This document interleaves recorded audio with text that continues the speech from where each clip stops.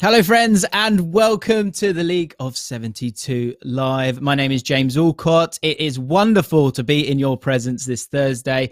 The season has kicked off. We are up and running, as is the channel. If you are new to this channel, basically, this is League of 72 Live, where we concentrate on the 72. We're not talking about the Premier League. It's about the Championship, League One and League Two. And we have sizable chunks of all three in today's show. If you want to join us, you can do by hitting the subscribe button, hitting the notification bell as well. And of course, join us every single week, Thursday, 4 p.m. We've got a great show for you today, guys. Let's talk about Championship first of all. We're going to dive into so much stuff. We're going to show you what's happening only in the EFL. We want to get you guys involved in all of that as well. I've got an exclusive chat with Gary Rowett, manager of Millwall, where we talk about his transfer targets and the game coming up against Blackburn. We dive into League One then. I'm going to be giving roundups on Championship and League One. And we're going to be chatting to James Marriott from the Singing the Blues podcast, talking about Sheffield Wednesday. They've got a massive game against Doncaster Rovers this weekend, but also there's been a lot of change at Sheffield Wednesday. So we're going to dive into that in a big, big way with the help of Gabriel Sutton as well. I know he was in the chat last week. We're delighted to have him on the show this week as an expert in all things EFL. And in particular, we're going to dive into League Two as well with him. But let's get into it with a segment that we want you guys to get involved in a big, big way. And you can do that using the hashtag LO72. Of course, the channel's called League of 72. And we're going to have a look at some clips. So if you blinked, you would have missed these bits and pieces. And I absolutely love them. The first one, and I think most of you guys will have seen this one, because only in the EFL can you have someone like John Yems. What an absolutely glorious person. And in particular, Tom Cameron, who's to the side of the camera. We're going to show you the post-match interview that John Yems had after the game against Hartlepool at the weekend. And what I think is interesting about this is that Tom, I've got this idea in my head that Tom's gone, this could be a tricky interview. And so he's gone to a friend, and a friend's gone, I don't know, mate. I mean, maybe go with hardworking. Go with hardworking. And so he starts the interview, and then this happens. Gaffer obviously gutting to lose it late on after what was a really hard-working Reds performance today. Do you think that was a hard-working performance? I thought that's all the notions of last year, all the bad habits from last year. I feel sorry for the fans that have travelled all this way, because that ain't good enough. We just had it in the dressing room. I'm fed up, we keep saying it, and I'm not keeping saying it. I feel sorry for the fans today, because I've travelled up with some of them, but that ain't good enough. It was a real battle out there. It weren't a real battle. Don't make excuses. It wasn't a real battle. Every game's a battle. They ain't going to let you play. We've been saying this all the time. They're not going to let you play. It's no good having a real battle if you don't win it in the end, is it? What areas of our game do you think we could have improved on today? Listen, every area of the game. Yeah. Don't worry about areas of the game. We've got to improve as a side. We've got to improve as a club. Because if we don't, we ain't prepared to come here and keep getting beat like this. It's not acceptable. And it was great to see those fans out there, and I suppose we'll just try and improve for them. Yeah, great to see the fans. I feel, like I said to you, I feel sorry for them. I travelled up with a lot of them, and I'll be going back with a lot of them. And we'll try and recreate the atmosphere that was made here today against Gillingham on Tuesday. Do what you want. Do what you want. If we don't, then, the fans will do. The fans love it. The fans get there. But if we play like that, there'll be no atmosphere there, and it don't deserve to be. Thank you, I've got the ump, and I'm annoyed because we never. That ain't us. Yeah. I'm sorry, that ain't us.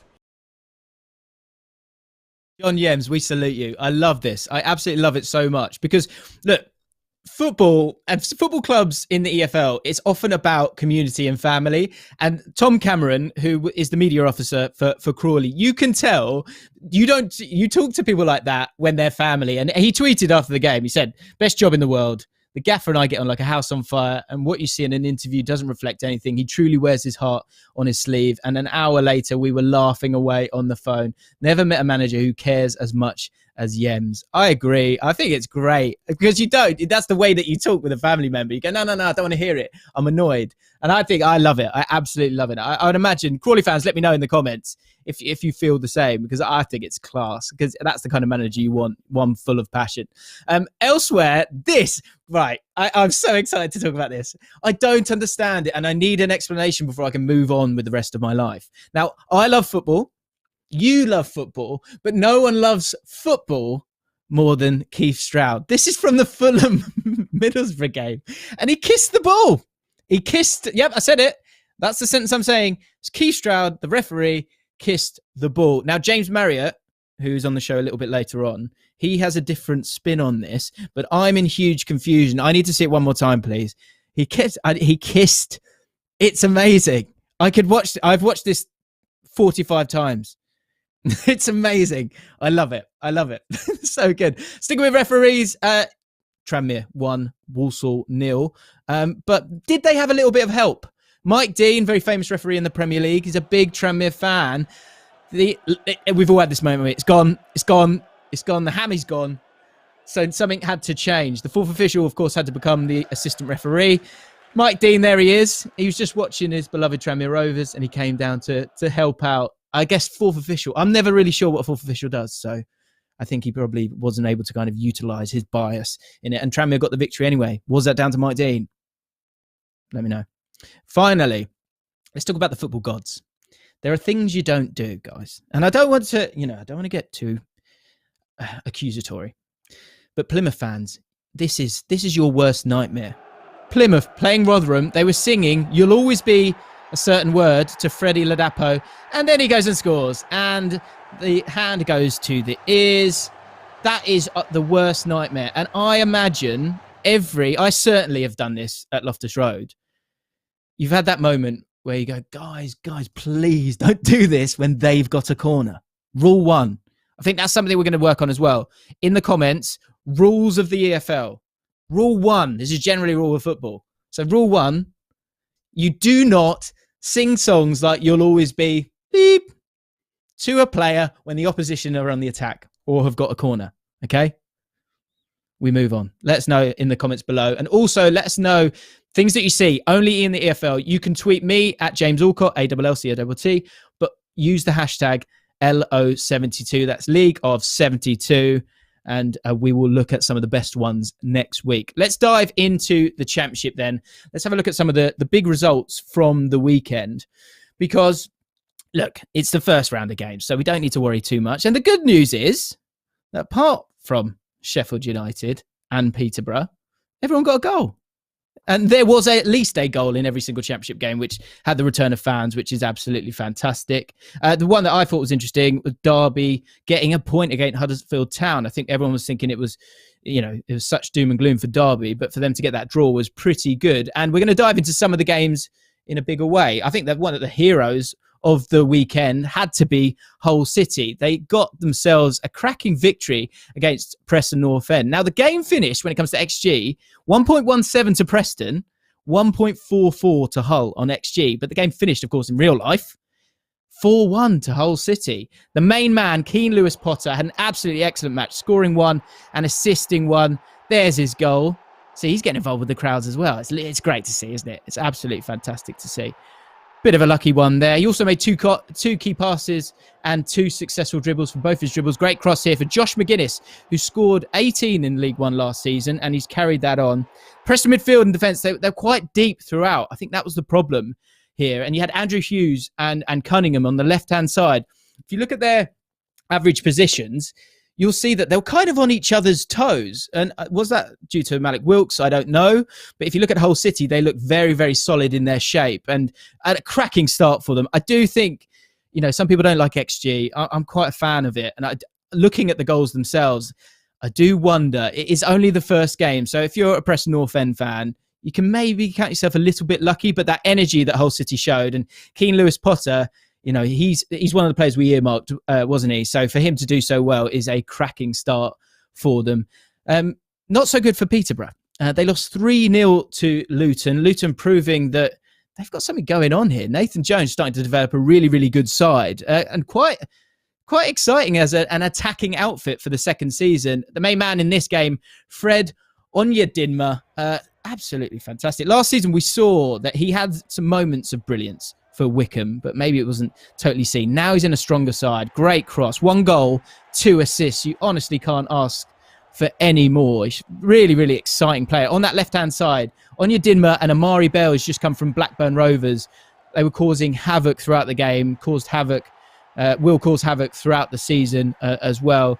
Peterborough players and Peterborough fans, I'd love to know what you think, guys, because you looked a bit of a way off, I've got to be honest. He only registered one shot on target. They seemed quite open at times, in particular the sort of two centre-backs. And I think that's because they're trying to keep the ball, and maybe as time goes on, they'll get better. But, one shot on target, you've got Jonathan Clark-Harris there. You want to use him, and he needs to be able to get some service, and he didn't really get it in this game. But, of course, it's only the first game, so don't worry too much. Let's have a look at Bournemouth versus West Brom. This was interesting. You got exactly what you expected from West Brom here in this game because it was a 2-2 draw, of course, and Bournemouth had the most possession, 57%. But they also made 36 clearances. West Brom only played 19, which shows that high press. Scotty Parker had 2 8s, Billing and Mercundez making those late runs. And you can see it here for both goals. They were heavily involved because they were able to kind of bypass the two centre midfielders, who you can see there. Alex Mowat's going to be absolutely huge for West Brom this season because I think he's the starting point for the press. It was interesting, the tactics with Bournemouth, because they were able to kind of bypass them on the break. Billing, you don't normally see him get that far forward. Mercundez, I think, was brought in for exactly that. So it was interesting because there wasn't a third midfielder in that West Brom team, and you got two guys pressing up. So once you get past that, then you're in exciting territory. But it's going to be interesting to see how West Brom get on. I think the big thing for me with West Brom is that you always have to play differently against them and Barnsley as opposed to anyone else. And I think that hurts teams because it just changes your mindset a little bit. I want to show you this tweet because I think this is important and interesting. This is from @EFL Stats. Now, out of the teams with the top 8 possession stats, there was only one team that walked away with a win. And that was Coventry, a last-minute victory. Cole McFadzean with last-minute winner. And I just think that's interesting in itself as well. So for any teams that didn't kind of get the victory or the result that they wanted, are you going to be able to go through the gears and have that dominance? I think, having possession is a good thing. It's not the be-all and end-all, of course not. We've seen that numerous times, and you'll see that later in this show as well. But I just thought that was interesting. So go follow @EFL Stats if you haven't done so. So the big question is, what does that mean for the championship table? Well, I'll tell you this now. It couldn't be tighter up at the top. It really, really couldn't. Incredible stuff. The top 6, all actually top of the league at the moment. So all of you guys who support those teams, enjoy the bragging rights. Enjoy them for all that they're worth. Mid-table looking incredibly congested there as well. And down the bottom, from 19th place downwards, still not able to pick up a point. It's scary times for all of you guys. So that's the championship table. Don't worry about it just yet, okay? Sticking with the championship, I had a chat with Gary Rowett, the first of many that we're going to have with loads of different clubs, loads of interesting personalities on League of 72. So another cracking reason to subscribe to the channel. We spoke about the fact that Millwall had drawn with QPR, and we spoke about his transfer business and all sorts of stuff. Here's my interview with Gary Rowett.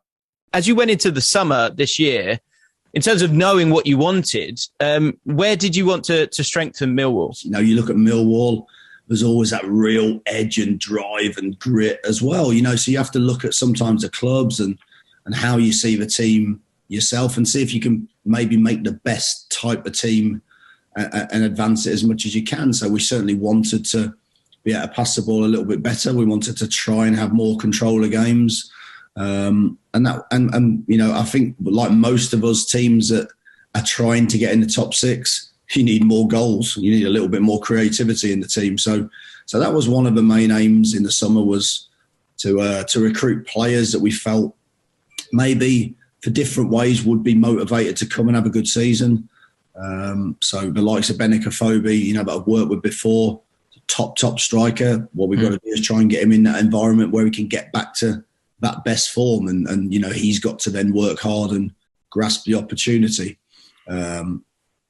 George Saville saw it last night in a cup against Portsmouth. He arrives on something late, Great finish, composed finish that we lacked last season. So again, we've tried to add goals from midfield, we've tried to add goals up front. We brought young Dan Ballard in from Arsenal. We tried to give opportunity for young players as well. But again, he's another one that I think can come in and add a set piece threat as well as good defensive quality. So yeah, you're always trying to just build the team slowly and see if you can add some of the things that you lacked last season. Of course, the fans are there this season as well, which we hope will have a big impact. Yeah, absolutely. Because we're Benik Afobe as well. I saw that. I was like, Bennett, wow, that's the statement of intent. And actually, I was watching some of the clips of the interviews on the website. Jed Wallace said that exact statement. He said, this is a statement of intent. You know, this is a player that cost a lot of money for yourself at well, not yourself specifically, but for Stoke City when you were there. So to get him through the door, there's just a kind of seeing him, even his movement against QPR, there was just a bit more. There's a lovely kind of movement to him. He feels quite complete. He hasn't got that first goal yet, but I think I would imagine you've got incredibly high hopes for Bennett this season. Yes, yeah, he's a player that I know his qualities. I think he's a lot of strikers, like a lot of players. You know, they need to feel that the manager really truly believes in them and thinks they're a top player. You know, and I certainly do. You know, he's got everything to be a top striker, which he's proved previously. He's played in the Premier League and scored goals. You know, he's played in the Championship, scored really important goals. And I think for me, really, it's giving him that love and giving him that encouragement to just go and express himself and be himself.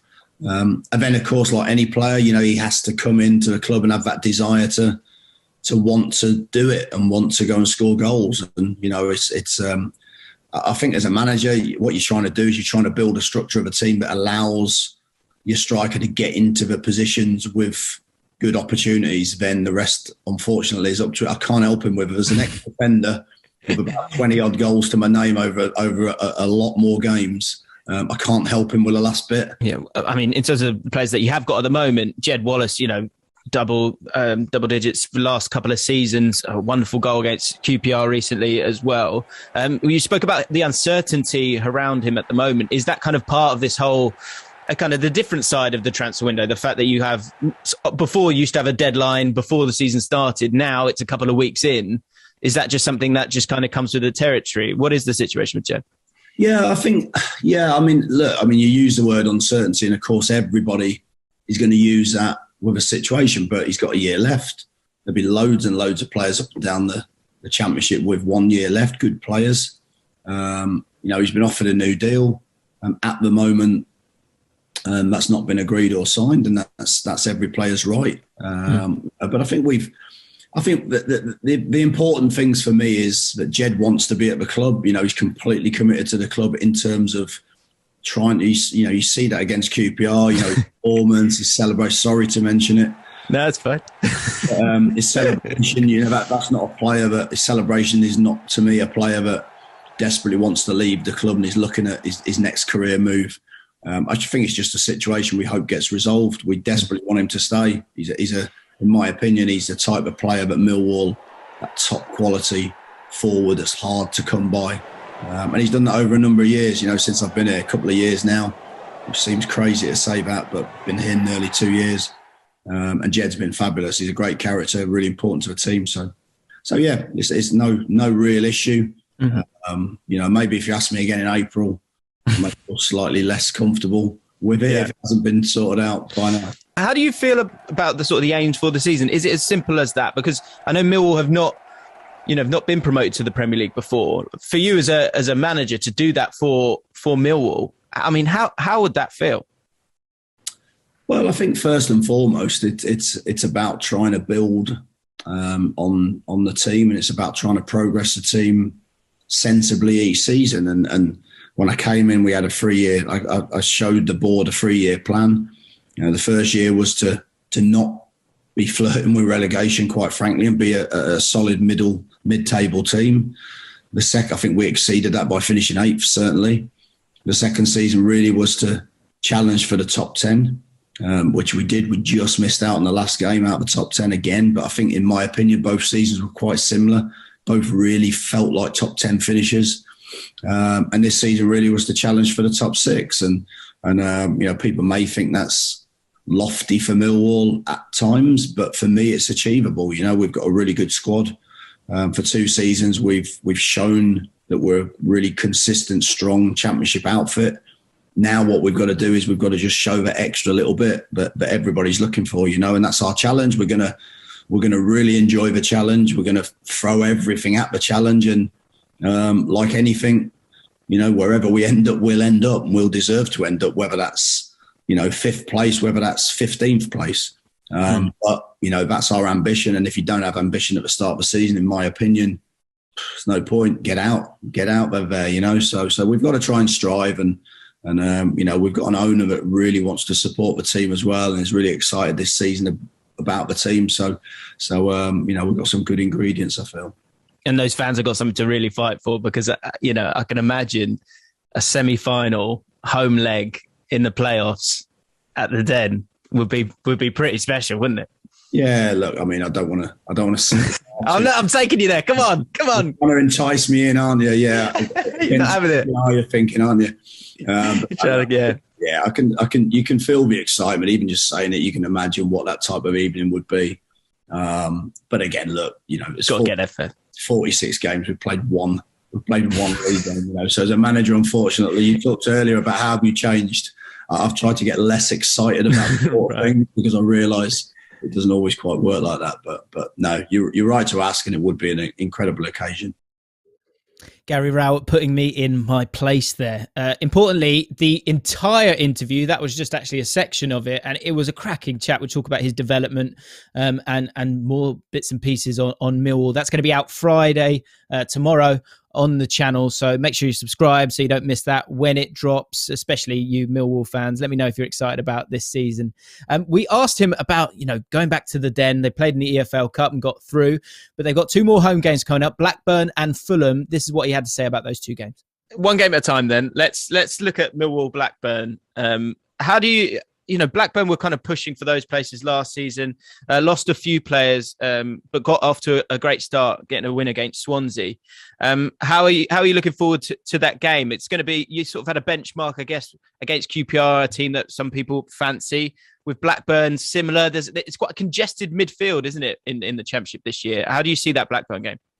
Yeah, I think Blackburn are a talented side. I think Tony always has a really creative edge to his sides, but also always very well organised. You know, of course, they've lost, well documented, they've lost Armstrong, but you know, they beat us at the Den last season without Armstrong up front, and Dolan played up front and just buzzed around, and he was excellent on the day, with the likes of Brereton and Gallagher as well, and Rothwell. You know, we've got a really talented team. So I think, like any Championship game, you know, you could, without me being disrespectful to Blackburn in any way, shape or form, you could have thrown 15 names at me in terms of teams, and it wouldn't really change how I answer the question, because everyone's got good players. Everyone has different ways of playing that you, of course, have to be aware of. But for us, it's our first home game, and what we have to try and do in any of those games is impose our will and our energy and our atmosphere on any team that comes to the Den. But listen, it's going to be a tough challenge against Blackburn. It's a tough start to first 2 league home games. You know, it's a tough start, but welcome back to the Championship. Welcome back to the Championship, indeed. It is going to be touch and go for Millwall, having watched them just very well drilled, but now got that little bit of extra quality. Right, that's enough of the Championship. We move on to League One. Let's have a look at a couple of the results from last week, the opening day, of course. I think the big thing was that all 4 promoted teams managed to secure themselves a point in the opening weekend. Lots of draws again. I think a lot of teams trying to be really tight. This is really interesting. At Dave Cohen, go give him a follow. He put together this great graphic. And what I thought was interesting, and I think it will be maybe a theme that we can look at throughout the season, is, you know, possession versus shots and how that plays out. Because I think there are some teams that are very well drilled, and I think that could work really well for them. I don't think possession's everything, because if you look at Wimbledon, for example, 42% possession, 5 shots, and Morecambe, who got a draw against Ipswich, 33% and 6 shots. I think the question I've got for fans of both those clubs is, will you be able to sustain the points if you've got that little possession? Do you need to dominate a little bit more? I mean, the other side of it, of course, if you have another look at it, Rotherham, 39%, 18 shots. Wickham, 39%, 17 shots. So very strong in that direct approach. We're going to talk about Sheffield Wednesday in just a second, but 43% possession for them and 6 shots in that game against Charlton. But I wonder if that's just down to the fact that it's a difficult Charlton side to come up against. Let's have a look at some notable results. And first of all, let's give ourselves all a pat on the back, or in particular, me a pat on the back. And Ian Holloway, I see you watching. You get a little pat on the back as well, because Bolton 3-3 against MK Dons, and 3 players that we spoke about last week. This is why you need to watch this show. Mo Isa, Josh Sheehan, who Ollie said specifically should be scoring a goal in this game. It was a 3-3 game. It's absolutely cracking. And, of course, Scotty Twine, exact same spot. I really like this guy. I think he's going to have an amazing season for MK Dons. And also Baptiste, who made a bit of a mistake for the first goal, popped up down the other end and put this one in the back of net. Great first day for Bolton. Great to have the fans back there. We were talking about Morecambe there. They were playing Ipswich Town. Are you ready for some pure filth? Here it comes. Pure filth from Cole Stockton, the striker for Morecambe. He scored 2 goals on the day. Absolutely brilliant. That is disgusting. First and second ever goals in League One. And he hasn't played in League One since 2014, which was for Tranmere. Would you like a drop of the shoulder? There it is, outside of the right boot. Gorgeous stuff. And Macaulay Bonne, on loan from my beloved Queen's Park Rangers, an Ipswich Town fan, scored in the last minute. The fact they can bring on Norwood and Macaulay Bonne, I think, is going to be huge for them as the season goes on. The squad is looking outrageous. Louis Barry's come through the door as well. Watch out for them, because also the way they were popping it about, it was very, very nice. Sunderland against Wigan, 2-1. It wasn't looking good at the start of it. Both teams played some really nice stuff here, but Wigan took the lead. But then it was the role of Ross Stewart to get Sunderland back in it. And I think we've got to keep an eye on Ross Stewart, because Charlie Wyke, who was playing for Wigan in this, if you look at the heat maps of both these players, Ross Stewart puts in so much work for Sunderland. He can also do the dirty work that Charlie Wyke did last season as well. As opposed to Charlie Wyke's heat map, he kind of stays a bit more stagnant, shall we say, for want of a better word. Also, Callum Doyle, 17-year-old on loan from Man City. He looks like one hell of a player. People on Twitter getting very, very excited. We're going to do fine. They've got a really tough start to the season in terms of their games, but keep an eye out for Ross Stewart. I think he's going to allow the rest of the team to play a lot better, because he worked so hard for the team. Cambridge versus Oxford United. I'd like to touch on this one as well. Another newly promoted team. Apparently, it's not a derby, actually. The interesting thing here is Cambridge massively struggled to cope with deliveries in wide areas. Oxford attempted 27 crosses in the game. They were able to get a goal. Joe Ironside, and they were able to win a penalty here. I mean, stonewall penalty. It's an easy one. Nice power stride from the referee there. And Joe Ironside scores the goal. Great for him to get off to a good start. Of course, he needs to score the goals for them if they're going to stay up. I mean, Oxford are strengthened with Steve Seddon, who signed from Birmingham, and he scored on his debut as well. I think the big thing for me is that only one of the top 10 players in terms of accurate passes came from Cambridge, and that man was Wes Hoolahan. And keep an eye out for Wes Hoolahan's hair. This is huge, and I'm serious, because it's really developing nicely. It's growing. It's light. It's feathered. You just don't see it nowadays. Everyone, if you see a close-up picture of Wes Hoolahan, can you please tweet me? Because it's glorious. Wycombe versus Accrington Stanley. I really like Wycombe. I think no one's been talking about them. They play in a 5-3-2 in this game. Joe Jacobson, not playing left back, playing left-sided centre-back.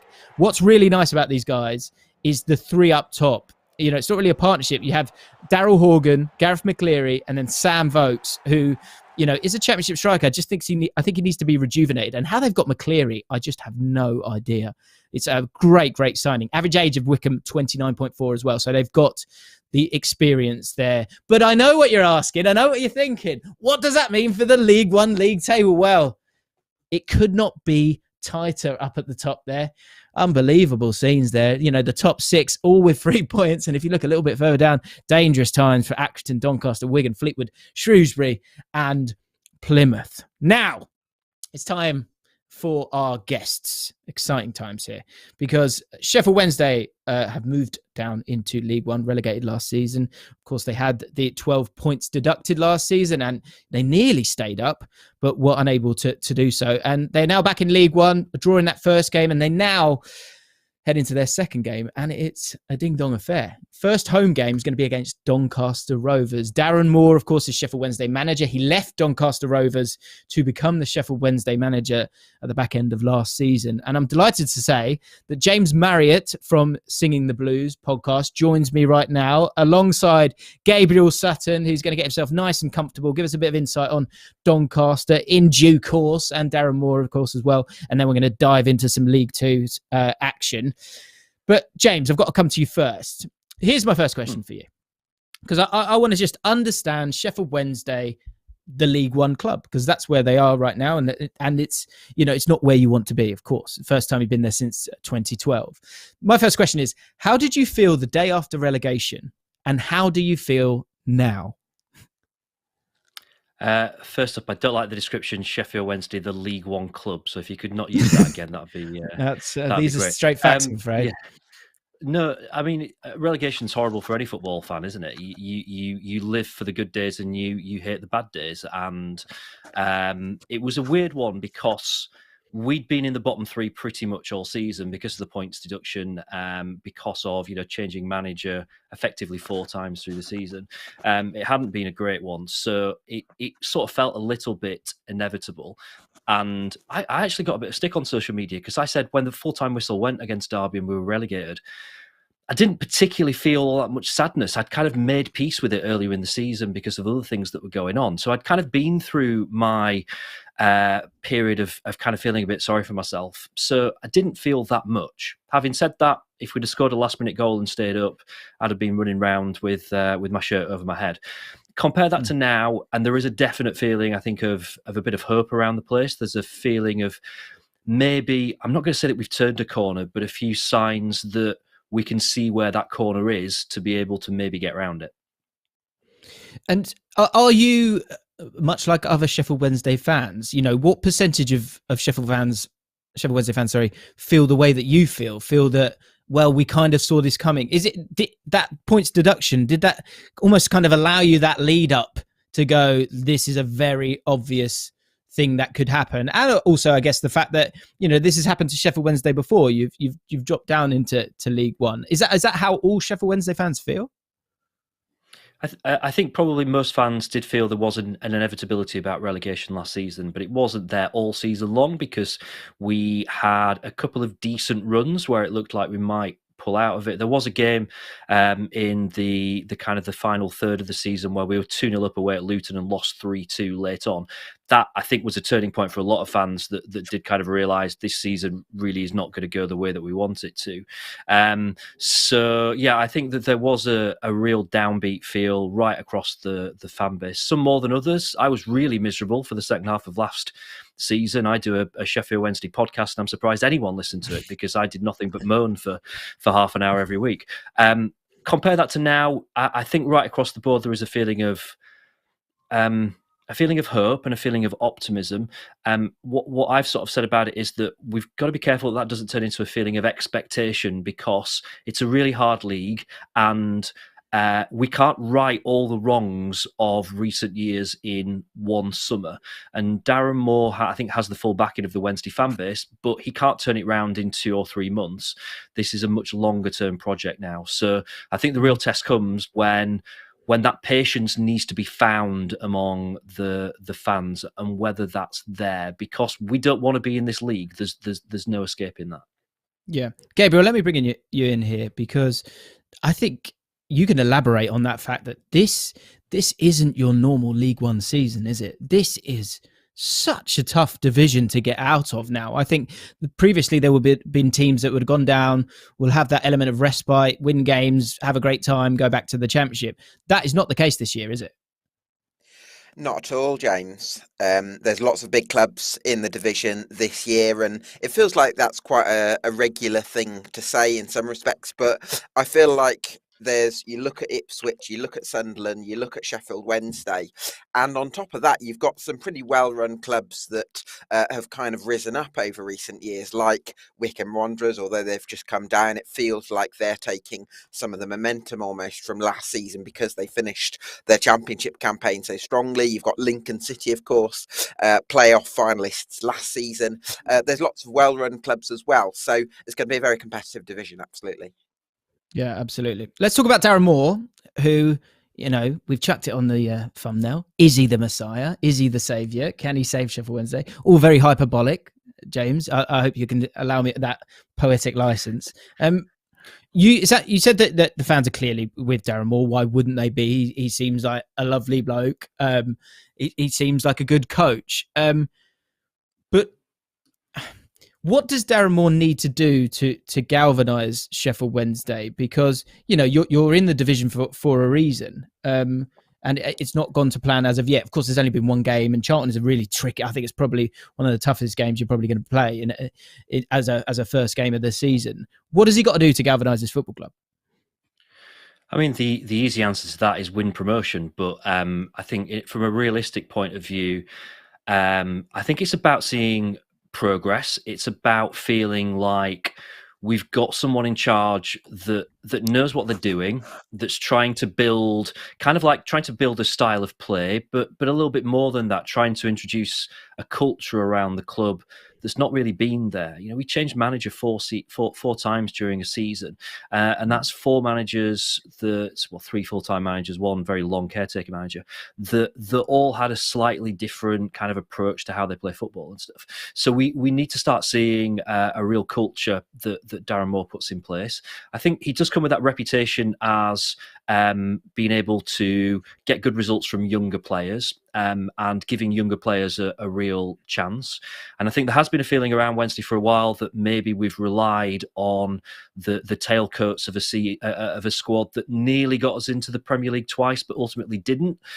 So there's a need for change, and that does mean bringing fresh blood in, and that does mean bringing some younger players in who can give a different feel to the playing squad. So it's about progress. It's about changing culture. And I'm going to go back to that same point. My fear with it is balancing that against the very obvious expectation that comes with this football club. Yeah, but I think that's because, of course, the expectations, and that's a scary word, isn't it, in football? You don't want to use it because you're being incredibly patient there, James. And I think that's always the way. That's how you get off your knees and move forward. And I was listening to your podcast. It's fantastic. Singing the Blues, by the way, guys. And you were talking about that need for patience, that need that if it's November and it hasn't totally clicked yet, just hang in there. Gabriel, I don't want to wind up Sheffield Wednesday fans or James anymore, but we've spoken about, I said Sheffield Wednesday, the League One club. What about Darren Moore, the League One manager? What did we learn from him at Doncaster Rovers last year? I think the last few years has been quite a learning process for Darren Moore. I think he kind of his second game as a manager was very high profile because it ended up deciding a Premier League title race if you're looking at it technically. And I think he went down into the Championship with West Brom, and certainly in bursts they were absolutely excellent. As a QPR fan, you'll probably know, James. But I think sometimes there are question marks over him, him trying to kind of play out from the back with the wrong personnel. And I think maybe in his time at Doncaster and even at Sheffield Wednesday as well, there's been evidence of him being able to tailor game plans to the opposition to play to the strengths of his squad. James Marriott will know, when Sheffield Wednesday went to Barnsley, this high pressing side, you can't play the ideal style of football that you'd want to, and he produced more of a direct style where it was about bypassing the press and getting it in behind for Josh Windass. So I feel like over the last couple of years he's learned to become a little bit more pragmatic, and I think that's a positive sign for the Owls.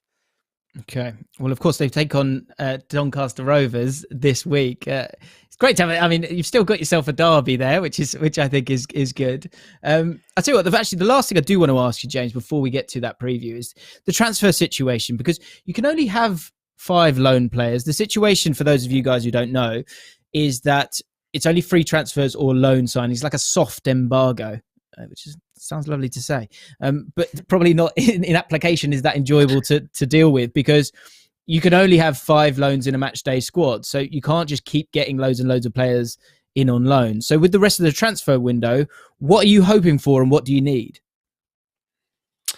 We've brought 13 players in, which is basically half the squad has been rebuilt. There's definitely need for probably one more player. We probably do need another striker through the door. I think you'll probably regale me later with the stats against Charlton, which sadly there wasn't a shot on target, and we didn't look like we were going to create a goal. So this has been our problem for a little while now. Actually, is exactly where the goals come from. So we could do with another striker through the door. I think apart from that, we're probably looking all right now. I think that we brought Lewis Gibson in from Everton on loan, who I'm not sure will be a starter. I think he's there just as cover. You're right. I mean, the loan system's a bit of a weird one, that having 6 players on loan, only 5 of them can be in the squad. I mean, all 6 of those parent clubs are going to want their player to be in the matchday squad. So there's going to be a little bit of rotation involved, and there's no doubt this is Sheffield Wednesday, so we will have an injury crisis during the season, because we always do. I think that Darren Moore's kind of proved his worth, really, in terms of how he can use the loan system pretty well. He's obviously trusted by other managers in higher leagues to take good care of younger players and to really have a positive effect on their development. So exactly how that's going to work with 6 loan players, I don't know, but we're just trusting Darren Moore on that.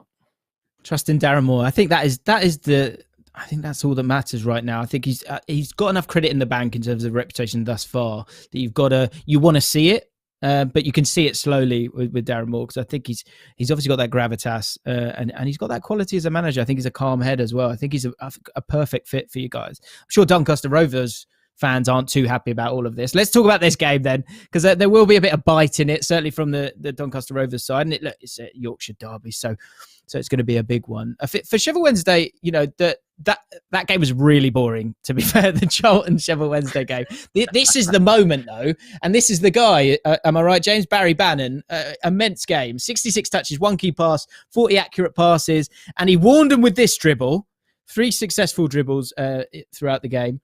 But this is the one, isn't it, James? Like, see you later, and then through the legs. What's he doing there? Couldn't finish it off. Beautiful. It's beautiful. Yeah, it is beautiful, and he's going to be absolutely integral. Shouldn't it? It should have been the moment. Yeah. It's we've all had that moment, haven't we, where we've done a bit of brilliance, and then it comes to the finish, and then we're all a bit gutted. But just the wrong side of the post. But just the wrong side of the post. But what I think is interesting is, yes, there was only 1 shot on target, but the back 4 looked good.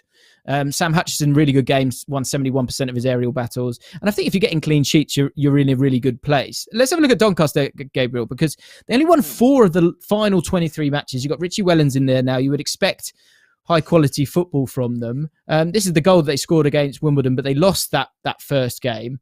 I mean, decent little finish there, but they couldn't get themselves going, could they? They would have expected to have won that game, wouldn't they?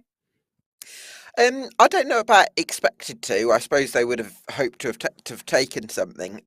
What's interesting to me is Doncaster have made 10 players made their debut for Doncaster last weekend in that opening game, whereas for FC Wimbledon it was just 1 debutant. And you might put a negative slant on that and say, for Wimbledon's point of view, and say, have they made many signings that improve their first 11? But on the other hand, they've got that continuity. And I think maybe not having that was a reason why Doncaster Rovers struggled a little bit, because it's a new group of players coming together.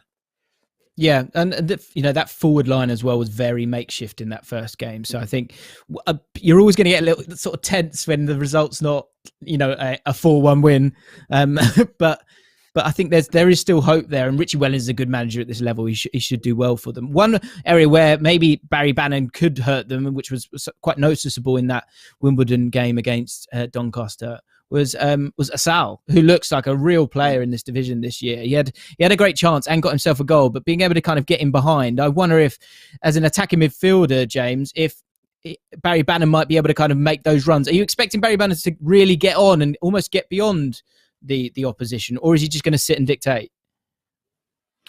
You kind of want him. You want him to do a bit of both, don't you? He's a standard of player whereby you expect at League One level that he should really be able to rip up this division. I think there's quite a few of us that are surprised that we're even having this conversation, that Barry Bannon's still here, because I have no doubt there'd be plenty of suitors for him in the Championship. So you expect Bannon, I think, to dictate play, but you expect him to have that bit of quality that if the opportunity arises, that he can carve his way through a defence. And I would kind of, I'm not particularly singling out Doncaster here. I don't know a huge amount about their backline, but you would think that a quality midfield with Barry Bannon in it should be able to break down pretty much any other midfield and defence in this league. Yeah, I would agree with you there. That is the strength. It is the midfield for Sheffield Wednesday. Dennis Adeniran, Lewis Wing, Massimo Luongo. I've seen the energy that he can bring. I guess Callum Patterson is a bit of a scary one, but you're going to still look to bring in players. So hopefully Patson's not out for too long. But let's have a prediction then, James, before we let you go. What are your thoughts on, first of all, give me your prediction for the game. Second of all, give me your prediction for the season. Oh, you didn't warn me. You want a prediction for the season. Right, prediction for the game. I've got a pretty good feeling going into this one. I think we'll get off the mark, and I'm going to go 2-0 Wednesday. For the season, this is anyone's guess. I think we could genuinely finish anything from probably 1st to 17th or something. I just don't know. My gut feeling is this season will be a little bit too soon for us. This is going to be a season of development and a season of change and a season of learning. I'd be really happy with us finishing in the top half. I'd be really happy with finishing in the top 8. And if we did make a push towards the top 6, I think we'd be doing really, really well and be a little bit ahead of schedule. So I'm going to be really modest and say 8th. Incredibly modest. Gabriel, too modest? I think that in terms of the Sheffield Wednesday fans, they will see top 6 as an expectation. I'm not saying that's necessarily right, but I do think that when Sheffield Wednesday are playing at League One level, there is always that element of expectation that James has alluded to. For me, they've made some quite good signings towards the end of the window. I echo James's comments about Dennis Adeniran. I think he's done well in the Championship before. I did, before the more recent flurry of signings, have Sheffield Wednesday around 14th. I'd probably elevate that close towards the 10th mark. But I admire James's patience, because it looks like that's going to be required at Hillsborough.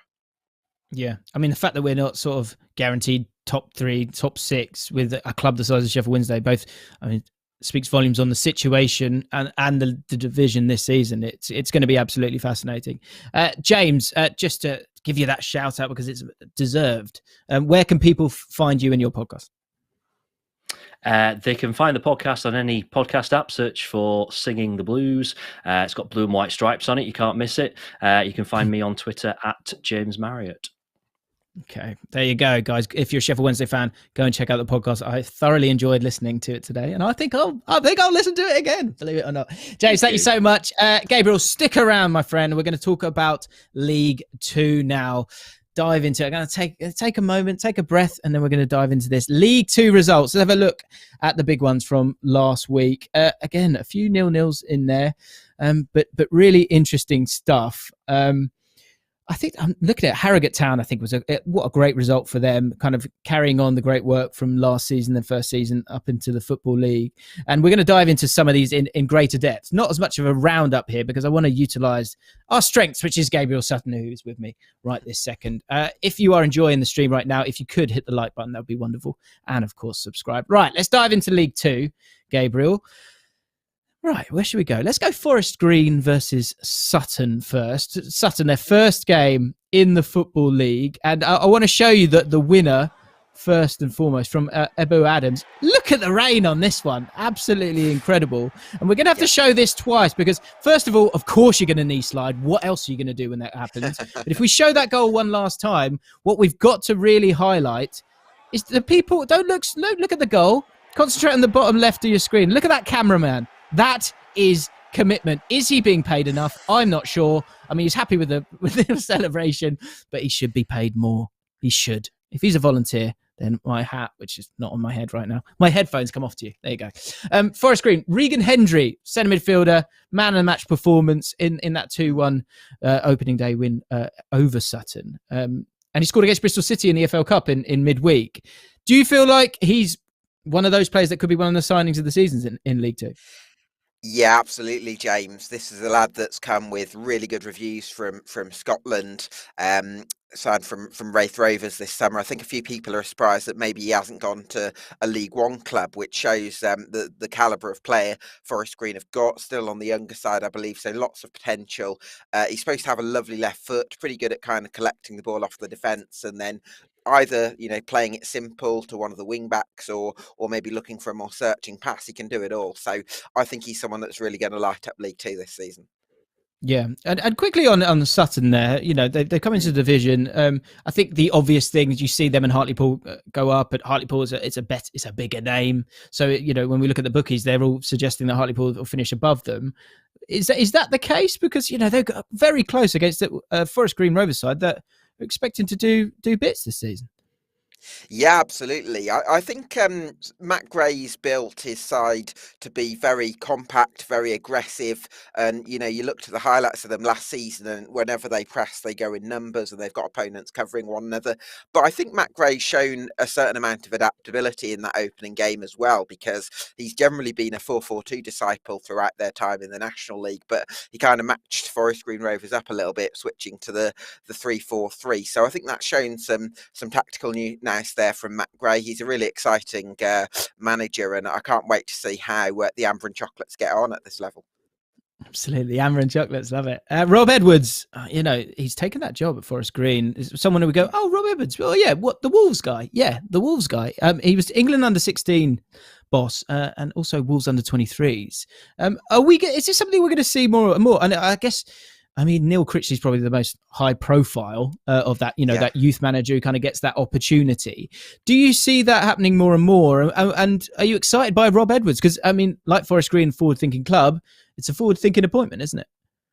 Absolutely, James. I think it's an interesting one for me, because sometimes, and especially with clubs that maybe don't have huge resources, which obviously Forest Green do, sometimes there's an argument to go play to your strengths, build a side that's really compact, and that approach can still sometimes hold merit. But the other way to look at it is sometimes you can develop assets by bringing in a coach that's got that experience of working with young players and has a proven track record in that regard. And Edwards has certainly got that, and I'm really excited to see how he gets on. What's interesting to me, I was expecting him to come in with a very possession-heavy approach, which I think we'll see to an extent. But speaking to Laurie Martin, who covers Forest Green Rovers for Gloucestershire Live, it's clear that it's not necessarily just about controlling possession. He wants his sides to dominate all phases of play. Seems to like that 3-4-3 formation as well. That looks like we're going to see quite a bit of that. And also watch out for Nicky Cadden, who's their left wing back. He was fantastic last year, and I think the Green Devils have done well to keep him. Yes, absolutely. And, look, a great place to cut your teeth. And also, he's going to be learning week on week. I think the big learning last week, he said himself, don't wear chinos when it's raining like that, because, you're going to look stupid. We move on to Hartlepool, who got a victory against Crawley. We showed you that interview with John Yems. The reason he was so annoyed, of course, was because they were defeated. And we've got some Easter eggs in this one as well.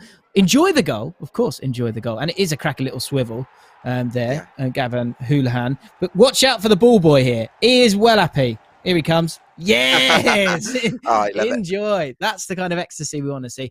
Dave Challoner, very highly regarded, continues to impress at Hartlepool. They stuck with that back five system, and it did prevent Crawley. They only had one shot on target. And for Hartlepool, that's a real achievement to get a victory in that first game, because they haven't had long, have they, to get themselves ready for the season. No, that's right, James. It's been a quick turnaround for Pools, and they've also lost quite a few key players. Certainly a couple of the defenders they had from last season. Lewis Cass was very good on loan. They lost Ryan Johnson, and a couple of the forwards, Luke Armstrong and Rhys Oates, have also gone to other League Two clubs. So it was quite a big job, and I think a lot of people going into the season were maybe a little bit worried about Hartlepool in terms of how they'll get on and how they'll manage the quick turnaround and the loss of key players. But in fairness to them, they've responded really well on that opening day, and I think that midfield trio is going to be really important to them, because that's probably the one area where they do have some continuity. They've got Nicky Featherstone, who's almost like a bit of a quarterback at the base, and then you've got Mark Shelton, who's very much the creative hub for Hartlepool, and Gavin Houlihan, who's very much capable of popping up with some goals, as we saw against Crawley on the opening day. So they've got a nicely balanced midfield. Still need to see who steps up in the areas of the players that have lost. But Jamie Serry as well, that right wing back, had an excellent game on Saturday. So they've had a good start, I think.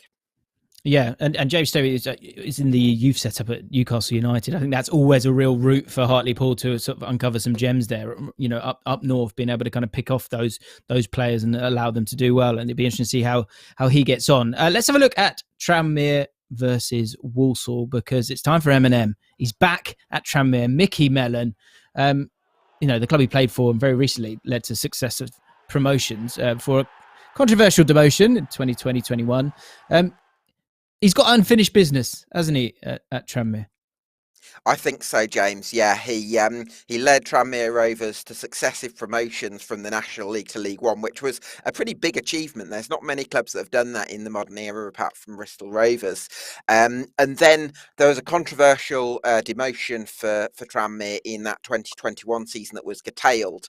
On paper, it was decided by points per game, and technically Rovers were relegated on that basis, but their form towards the end of that period, I think they won something like their last 3 games, or certainly finished that season with very good form, and so it feels a little bit of a sense of injustice for Tranmere. Mellon actually left after that season, but he's had a good spell in Scotland, and he's back to prove a point and take Rovers back into League One.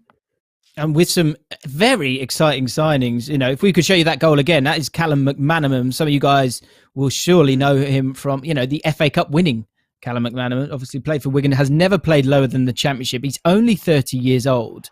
An absolutely fantastic signing to get through the door. And it's rarely would I say that you know one player is going to take you to that next level. And I heard that in the first half he was quite quiet. Second half he really started to go through the gears. And I like the spine of that Tranmere team. You got Liam Feeney had a great game. Jay Spearing, Peter Clark, the captain at centre back. It looks pretty good for Tranmere. They've got a real shot of going up this season. Do you think? I think that's going to be the target, certainly for Mickey Mellon. And you're right in terms of the experience they've got in that side. Jay Spearing, I think, is a ball winner who I really rate at this level. I think last season, because they didn't have much in the way of sort of deep lying creative players that can get on the ball and dictate, it felt like Jay Spearing was trying to be that ball winner and be the one that's kind of getting the team going in possession. What Tranmere are hoping is that now Ryan Watson signed from Northampton, he can be that guy that kind of gets on the ball a lot more. He's a very technical player, is Watson. So Spearing can just be the ball winner, which is what he does best, in my opinion. Absolutely. Let's move on to Newport. I sort of grew a soft spot for Newport last season. They took on Oldham, scored a lot of goals last season, weren't able to score in this first game because the winner came from substitute Kevin Ellison. Now, we're going to have to see this at least one more time because the 42-year-old scored a belter of a header. Not sure about the celebration, but, you know, we can put age aside, I think, because it's about quality. And if you've got that, and, you know, he's got a bit of size about him as well, which is useful. But if we could see that one more time, it's a cracking header. Look at this. Cracking little cross that comes in. That is not easy. You need all 42 years of experience to do something like that. He's such a useful tool in this division, and often he kind of gets passed around a bit at League Two. But up top, and we're going to kind of focus on the strikers for Newport, you've got some quality there, certainly with Kevin Ellison, right? Yeah, he's shown incredible spirit to continue playing at 42 years of age. You know, you don't always necessarily want to refer to that all the time because you've got to respect him as an individual professional. Sure. But it's a very difficult thing to ignore, the fact that he's continued to play for so long, and that shows incredible professionalism. I also think that there's a sense of him having a point to prove because he probably wasn't happy with how Derek Adams treated him in the summer of 2020. That's been very public, of course, but and yeah, I think that fueled him. That's fueled him since then, really, in terms of his willingness to say, no, I can still deliver at this level. And yeah, you're right to say it was a very good header, great cross as well from Ryan Haynes. So fantastic start for the Exiles, I think, and you've got to say well done to Kevin Ellison. Absolutely. I think a little mention quickly for Upson, the centre midfielder who's come in from Bristol Rovers. very important position for Newport because they like to get on the ball. Michael Finn likes to play that way. Josh Sheehan was that man last year. Ed Upson came in, had a fantastic game from all the accounts that I've seen on it. So well done to him, because that is a pressure position for them. And Michael Flynn, he does continue to kind of keep it moving forward. And he's also maybe going to uncover a gem. Just a quick one on this. We spoke about it briefly last week. Not Timmy Abraham. He caught your eye in the week with a goal against Ipswich. Yeah, absolutely. It was a really stylish finish from Timmy Abraham, and he's had a great start to his time at Newport. He actually had a trial at Cheltenham Town and did reasonably well in pre-season for them. Cheltenham ended up deciding not to give him a contract, but I think perhaps their potential loss could be Newport County's gain, because he started really well in these first two games. And listen, you don't always want to compare people to their siblings, because he's a good player in his own right, but certainly it shows that this is a very a talented family, shall we say, and certainly Timmy Abraham could have another good career ahead of him if he continues to apply himself. Absolutely. Let's have a look, because I can see it, Gabriel. Right? It's screaming from your eyes. You're thinking, what does this mean for the League Two table? Well, you're not going to believe this. It's a lot tighter than you would think. Incredibly tight up there. Can you believe it? Wow. Exciting stuff. Swindon, you might as well give them the trophy now. Great win for them, by the way, after having a very sort of tumultuous summer. It looks like they're starting to kind of find their feet. Anthony Grant having a cracking game for them there. But quick one here, Gabriel. From that league table, which team are you excited about the most? Which team do you think is going to surprise people? I think possibly Harrogate Town, James. They've got a lot of continuity. They've got a manager there in Simon Weaver, who's been there for 12 years, going back to their days, I think, in Step 3 of non-league. So they've got that continuity there, and they've added bits and pieces of quality as well, with Luke Armstrong, who I mentioned earlier, signing from Hartlepool. He got a goal on his debut. A bit of an unfortunate situation there. They won't be able to play their game against Crawley on Saturday because of, unfortunately, a COVID crisis at the club. So obviously I send my thoughts to everyone associated with the club, but in terms of this season, I do think they could have a really good year. Okay, there you have. There you heard it first, Gabriel Sutton. Like this stream, if Gabriel Sutton is a legend. Let's have a look at the weekend's fixtures, starting with the Championship, because we are in full flow now, Gabriel. Have a little look at these. I think, look, Peterborough Derby Counties kicks off on Friday. I think that's going to be an interesting one. I'm really intrigued to see what Derby County do in these opening games, and if they can astound us maybe a little bit. I'm intrigued to see how Birmingham City get on at the start of the season. And right down the bottom there, Swansea City versus Sheffield United. A very tricky start for them against Blackburn. Russell Martin trying to kind of imprint his style on it very early on, but the goalkeeper was struggling, to say the least. So is any games from there that catch your eye? Yeah, it's going to be very interesting to see how Swansea get on, and as you mentioned, because I think Russ Martin, we saw it at MK Dons last season. His side were very possession heavy and all about playing out from the back, and he's obviously had to implement that 3-4-2-1 system at Swansea early on, because that's the style that he believes in. But I suppose it's a little bit unfortunate that he's not had a full pre-season to actually work with the players, so the timing isn't entirely convenient on that front, and I'm sure MK would have wanted to have had a full pre-season to search for a manager as well, but because the style is slightly different to Steve Cooper, who was maybe a tiny bit more conservative in his time over the last couple of years. So a little bit of an awkward period, I would suggest, for Swansea. I would agree. Let's have a look at League One's fixtures for this weekend. Of course, we've spoken about Sheffield Wednesday versus Doncaster Rovers. It's going to be really interesting. There's one that really does stand out. AFC Wimbledon going home, back to Plough Lane after an incredibly long time. Lovely fixture there against Bolton Wanderers. I'm intrigued to see Cheltenham Town against Wycombe Wanderers as well. The two teams that are quite direct at times. It'll be interesting to see who gets the best out of that. And Wigan Athletic, like I said, have got a really tough run at the start of the season, playing against Rotherham United. A lot of people's picks for the title this season. Let's have a look at League Two as well. So you've got Rochdale, Scunthorpe, Leyton Orient, Exeter, Colchester, Northampton Town, Walsall, Forest Green, Crawley, Harrogate, Bristol Rovers against Stevenage. I'm waiting for the gears to sort of get going with Bristol Rovers. A lot of new players there. Port Vale, Tranmere Rovers, Barrow, Hartlepool, Swindon Town against Carlisle United. Can they keep it going? Can they stay at the top of the league? Swindon Town. Bradford City against Oldham. It was a 0-0 draw for them against Exeter last week. So another one of those hotly tipped team, so it'd be interesting to see how they get on. And Salford City versus Sutton United, a really, really interesting game there. You know, a team with a decent budget, and then Sutton United looking to punch above their weight in that one. It'll be a real test for them. And then, of course, Mansfield Town against Newport County. So there you have it, guys. That is League of 72 Live. Gabriel, thank you so much for joining me. I love chatting to you. I love reading your writing. Where can people find you, my friend? You can follow me at Gab Sutton on Twitter. And, of course, you can watch the EFL Fan Show following the hashtag.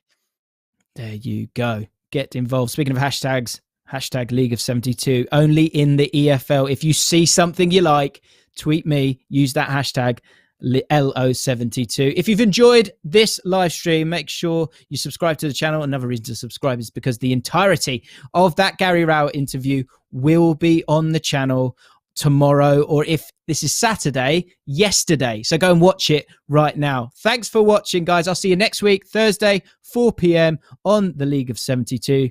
Thanks a lot. Goodbye.